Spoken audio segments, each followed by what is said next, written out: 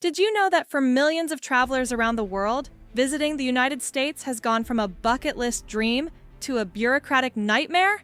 For some, it's the visa rejections. For others, the fingerprint scans, hours-long interviews, and unclear denials. And for many more, it's simply the feeling that America doesn't want them here.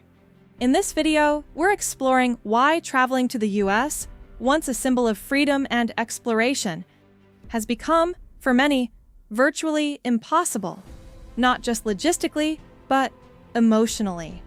From visa policies and consular backlogs to shifting geopolitics and perceptions of safety, this is more than just red tape. It's a story about borders, identity, and what it really means to be welcome. Before we begin, make sure to like this video and subscribe for more travel stories that go beyond the postcard. Let's start with the numbers. At any given moment, there are tens of millions of people waiting for permission to visit the United States. In India, Brazil, Nigeria, Colombia, and many other countries, getting a simple tourist visa can take months, sometimes years. According to the U.S. State Department, in 2023, wait times for visa interviews in some cities topped 600 days. That's nearly 2 years, just to ask for permission to visit. And that's assuming you even get an appointment. In many countries, consulates are overbooked, understaffed, or both. Travelers from places like Bangladesh, the Philippines, and Peru have reported waking up in the middle of the night to refresh government websites, hoping for a cancellation. Others fly to third countries, Mexico, Qatar, even Turkey, just to find a shorter queue. Many rely on visa agents or consultants, who charge hefty fees to navigate the opaque system. Some of these agents are helpful, others are outright scams. And after all that, you might still be denied. No explanation, no refund, just a stamp, a rejection, a door closed. But the problem isn't just paperwork, it's perception. For many, applying for a US visa feels less like a travel plan and more like a test of character. You're asked to demonstrate your ties to your home country, a phrase that, for many applicants, is as vague as it is intimidating. What does that even mean? A stable job, a mortgage, children, a family business, a retirement plan. The burden of proof lies entirely on the traveler. You have to convince the consular officer that you will leave the US after your trip. And here's the catch. The law assumes you won't. Under the U.S. Immigration and Nationality Act, every visa applicant is presumed to be an intending immigrant unless they can prove otherwise. That makes the process less about merit and more about judgment, often subjective, sometimes arbitrary. The result? 2 people with similar backgrounds can walk into the same embassy on the same day and walk out with very different outcomes. One gets approved, the other gets denied. No appeal, no second chance. So why has it gotten this bad? It didn't happen overnight. After September 11th, U.S. immigration policy pivoted toward national security. And understandably so. But the long-term effect was an increasingly rigid, opaque system, one that often treats visitors like suspects instead of guests. The COVID-19 pandemic made everything worse. Consulates closed, staff were furloughed, backlogs exploded. Even as borders reopened, many embassies never fully caught up. Some countries have seen incremental improvements, but others still face delays so severe that travelers have stopped trying altogether. And then there's the politics. Visa policy is deeply shaped by international relations. When ties between 2 governments sour, visa wait times often rise. In 2020, when U.S.-China tensions flared, Chinese students and scholars reported higher rates of rejections. Similar patterns have played out in Russia, Venezuela, Iran, and beyond. If you're from a country on the wrong side of diplomacy, your chances of getting in, even for tourism, drop sharply. Meanwhile, travelers around the world are taking note. A growing number of international tourists are skipping the U.S. entirely. Many say it's too difficult, too invasive, too unpredictable. For others, it's simply not worth the hassle. Why spend months applying for a visa, spend thousands on flights and hotels, only to be treated with suspicion at the border. Social media is full of horror stories. A Brazilian tourist rejected after presenting insufficient financial ties, even though she owned property and had traveled to Europe several times. An Indian entrepreneur turned away because his itinerary wasn't convincing enough.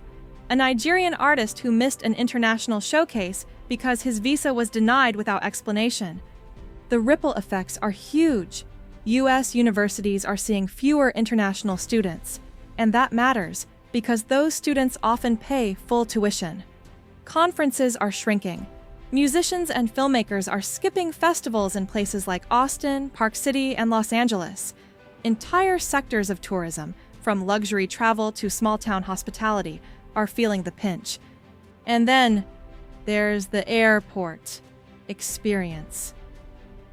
Even travelers with valid visas, green cards, or dual citizenship often face intense scrutiny at U.S. borders.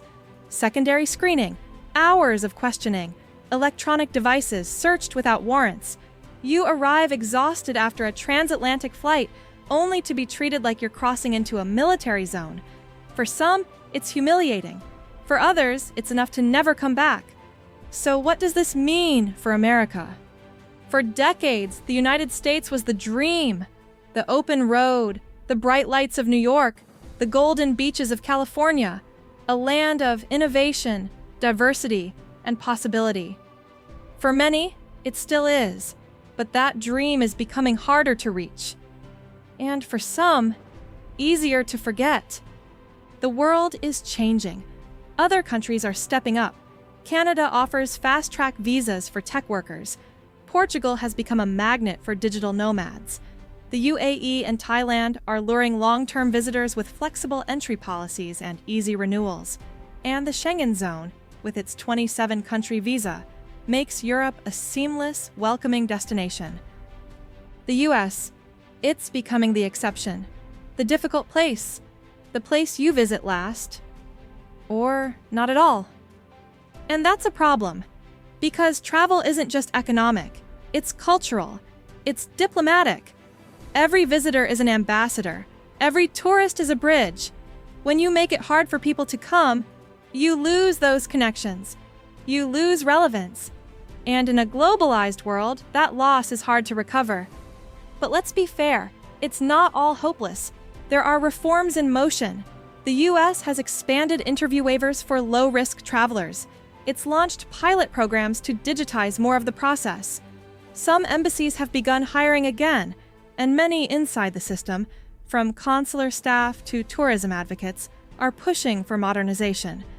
There's even talk of creating a new class of visa for remote workers, or easing travel rules for conference attendees and medical tourists. These aren't radical ideas, they're competitive ones, because the global tourism race is real, and America is falling behind. It's also worth remembering that most Americans want the world to visit. They're proud of their national parks, their sports teams, their melting pot cities. They want to share them. But good intentions don't change bad systems. And for now, the systems still say, not yet, not you, not this time. So, why has traveling to America become impossible? Because the barriers aren't just physical, they're emotional, psychological, systemic. What was once a journey has become an obstacle course.